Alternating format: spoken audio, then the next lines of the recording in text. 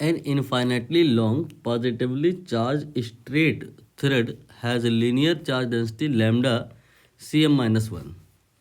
An electron revolves along a circular path having axis along length of the wire.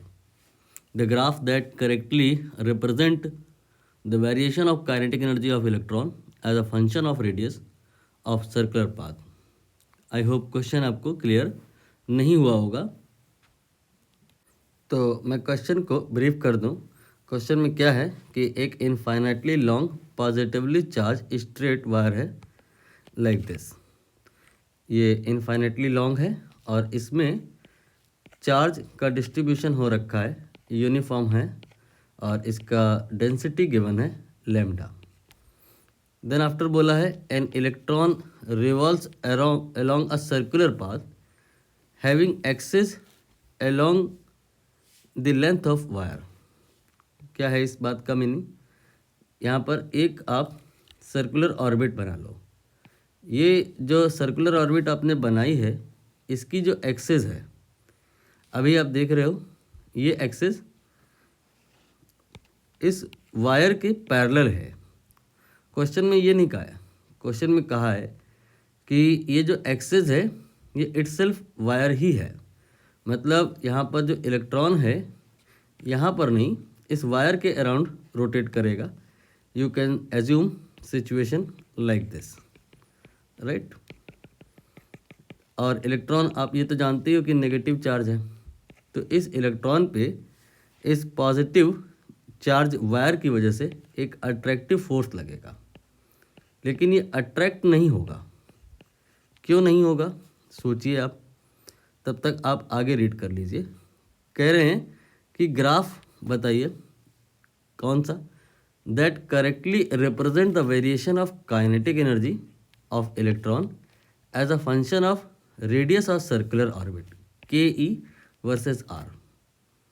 तो यहाँ पर आपने अब तक सोच लिया होगा कि इलेक्ट्रॉन पॉजिटिवली चार्ज वायर की तरफ अट्रैक्ट हो रहा है, लेकिन अट्रैक्ट होकर जाएगा नहीं।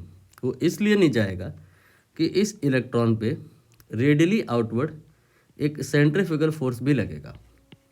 ये दोनों फोर्स यहाँ पे बैलेंस हो जाएंगे और इलेक्ट्रॉन अपनी ऑर्बिट को मेंटेन किए हुए बना रहेगा। यहाँ पर ये वाला फोर्स ये है इलेक्ट्रोस्टैटिक फोर्स और ये है सेंट्रीफ्यूगल फोर्स। सेंट्रीफ्यूगल फोर्स का तो फॉर्मूला आपको पता ही होगा, mv²/r। अब बात आएगा इलेक्ट्रोस्टैटिक फोर्स, ये कैसे निकाला जाता है। इसके लिए जहाँ पे फोर्स निकालना है उस पॉइंट पे पहले हम फील्ड निकाल लेते हैं, और इसके लिए हमारे पास में एक फार्मूला होता है। किसके लिए? Field because of infinitely long straight wire at some distance suppose r। क्या फार्मूला होता है इसके लिए?